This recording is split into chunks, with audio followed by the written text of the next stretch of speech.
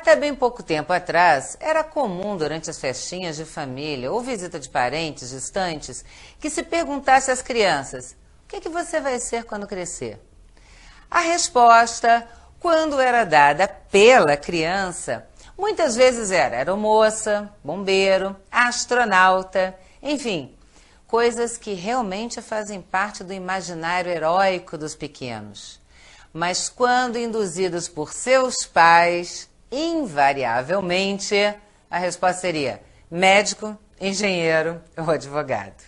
Ou seja, o famoso doutor.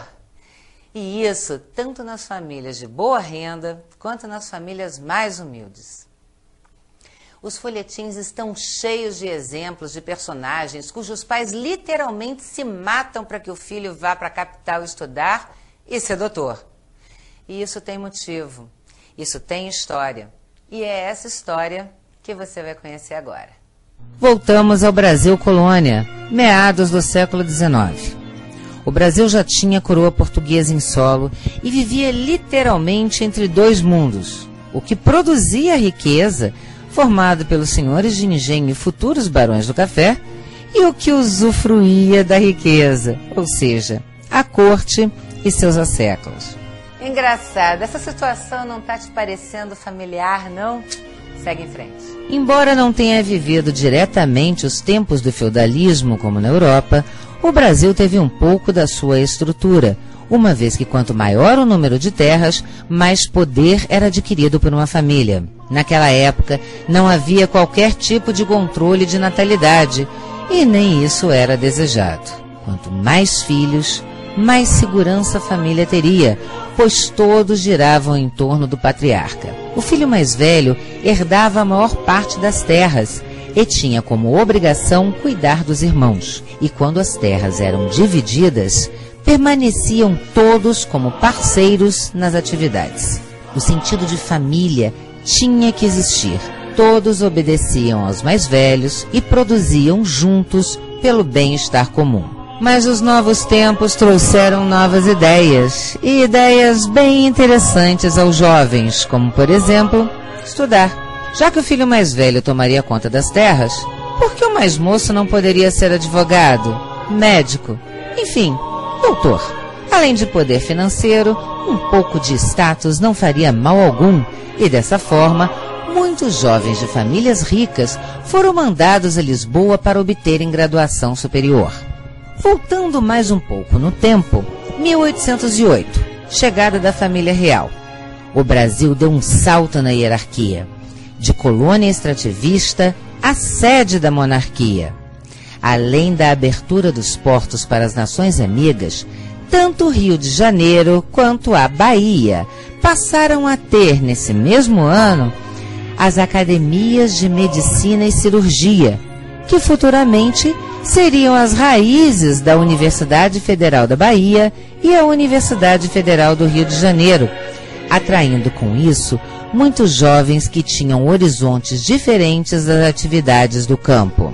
O problema é que os pais não imaginaram que os filhos rapidamente se adaptariam à movimentada vida da cidade, principalmente a noturna, com seus cafés e casas de moça de má reputação, não desejando de forma alguma retornar ao campo para exercer suas novas atividades nas pequenas vilas das cercanias. Com a abolição da escravatura e a mudança de vida do campo para as cidades, novas profissões foram surgindo, mas a formação universitária permanecia quase que exclusividade dos filhos de famílias mais abastadas. A classe média, que aos poucos aparecia no contexto social, ou dava continuidade ao trabalho dos pais, principalmente no comércio e serviços, ou fixava-se em atividades cuja formação dependia da prática, como construção civil, auxiliares técnicos e até mesmo jornalismo. A ascensão profissional dava-se mais pelo mérito e tempo de serviço, possibilitando que, com esforço, qualquer aprendiz um dia pudesse se tornar chefe. Somente as áreas de medicina, direito e engenharia de projetos careciam de formação universitária específica, mas mesmo assim, o conhecimento dependia mais do mestre do que do conteúdo em si. Em 1920, com a criação da Universidade do Rio de Janeiro, o ensino superior passou a seguir um modelo didático mais parecido com a estrutura que até hoje é adotada, mas ainda com turmas reduzidas e elitizadas. Daí em diante, somente entre 1930 a 1964, mais de 20 universidades federais foram criadas em todo o Brasil, fora as instituições gerenciadas por entidades religiosas, principalmente católicas e presbiterianas. Na década de 70, embora o acesso aos cursos superiores estivesse mais democrático, a formação superior ainda era um privilégio para poucos. Em 1971, 12 instituições universitárias, com o apoio do então ministro da Educação e Cultura, Jarbas Passarinho, se reuniram para formar o Sesgran Rio, Centro de Seleção de Candidatos ao Ensino Superior do Grande Rio. O objetivo era proporcionar um vestibular unificado de conhecimentos lineares, comuns, onde o candidato faria apenas uma prova e, de acordo com as suas notas, teria a chance de entrar em 3 universidades previamente escolhidas por ele. As universidades particulares também faziam vestibulares, mas, com os altos custos do ensino superior, somente os filhos de famílias abastadas podiam cursar essas instituições. Os anos 70 foram muito conturbados. A ditadura, aos poucos, começava a dar espaço para o restabelecimento da democracia. O sistema mundial era dividido em 3 blocos. O capitalismo, encabeçado pelos Estados Unidos. O socialismo, pela União Soviética. E os países em desenvolvimento, aonde encontrava-se o Brasil. Economicamente falando, o país mergulhava num abismo de dívidas, de grandes disparidades sociais. A inflação era um fantasma que crescia diariamente e a população cada vez se via mais acuada. Havia 3 classes sociais distintas e bem separadas. A classe A alta, ainda tendo à frente a riqueza das grandes famílias herdeiras dos sistemas econômicos do passado, as chamadas quatrocentonas. A classe média, ou classe B, onde estava a grande maioria da população, e a classe baixa, ou também chamada classe C, onde ficavam as pessoas que não tinham qualquer acesso à cultura. No início dos anos 80, a política de abertura de conhecimento e acesso à educação para todos teria sido a solução da maior parte dos problemas sociais. Mas abriram as oportunidades sem garantir a qualidade do ensino. As universidades federais, que sempre primaram pela excelência, encabeçadas principalmente pela UFRJ, passaram a fazer vestibulares isolados. Por outro lado, inúmeras instituições de ensino superior particulares eram criadas por ano, oferecendo vagas nos mais diversos cursos através de vestibulares próprios, com critérios de seleção, como direi, bem mais tolerantes. Devido ao princípio capitalista do lucro acima de tudo, turmas que antes abrigavam 20, 30 alunos no máximo, passaram a ter 100, 120 alunos. Um professor já não conseguia dar a mesma atenção de antes e, com isso, a própria cobrança dos conteúdos teve que ser aliviada. No início dos anos 90, entrar para a universidade já se tornava um sonho real para boa parte da população, mas o que ninguém estava levando em consideração era o futuro após o diploma. Com o advento da internet, já no início da primeira década do ano 2000, verdadeiras atrocidades cometidas pelos universitários começaram a vir à tona.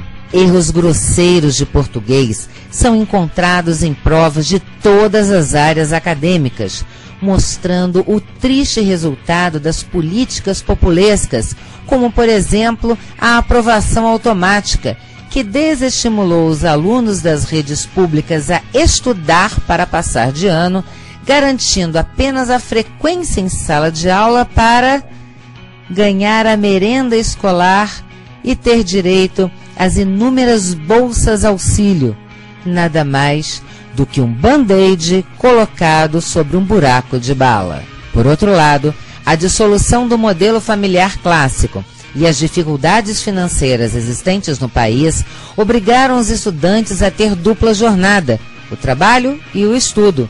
E os próprios professores, com salários baixos e excesso de trabalho, já não conseguiam mais tempo para dedicação integral. Muitos abandonaram a docência, obrigando os colegas a assumirem suas atividades, mas não necessariamente a receberem na mesma proporção. O resultado disso tudo é uma vertiginosa queda na qualidade de ensino em todos os níveis, desde a educação de base até a formação universitária. Um engodo. Não tem outro nome para isso. Nunca um diploma serviu tanto de enfeite quanto agora. E a Ordem dos Advogados do Brasil foi a primeira instituição a perceber que o sistema de educação estava jogando milhões de novos profissionais no mercado absolutamente incapazes de cumprir com as suas obrigações profissionais. Desde 2003, para aceitar um novo membro em sua instituição, a OAB, a Ordem dos Advogados do Brasil, promove um teste de conhecimentos com os bacharéis formados nas universidades públicas e particulares do Brasil. A média de aprovação gira em torno de 10 a 15% em todo o país, ratificando o que todos já sabem. As universidades não estão formando profissionais, e sim dando diplomas para quem paga as mensalidades em dia. Se outros conselhos profissionais passarem a exigir testes de qualificação para os formandos, o resultado não será muito diferente do obtido entre os profissionais de direito. Que o ensino no Brasil está precisando urgentemente de socorro, isso é fato. Mas fica aqui uma pergunta. Mesmo que todos fossem aprovados com excelência, existe mercado de trabalho para tanto doutor? Será que em vez de priorizar as profissões clássicas, não estaria na hora de incentivar os cursos técnicos? O que todo mundo deseja ter na vida é dignidade para viver do seu ofício. Mas o que é melhor? Ser mais um doutor desempregado ou um profissional técnico inserido no mercado de trabalho com renda para dar uma vida feliz e confortável para sua família?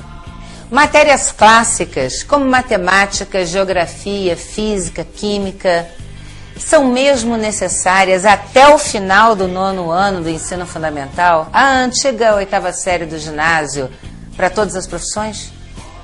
Será que a partir de uma determinada fase, o aluno já não poderia ser direcionado para áreas de sua vocação, caso ele já tivesse apresentado alguma tendência para isso? Tem muito garoto quebrando as regras e ganhando muito dinheiro com computação gráfica ou montagem de jogos online. E isso ainda na adolescência. Tem muito profissional diplomado nas áreas clássicas, largando tudo para se dedicar às artes gastronômicas. Será que não está na hora de abrirmos os leques de oportunidade de forma realista e dar a César o que é de César? Vale pensar.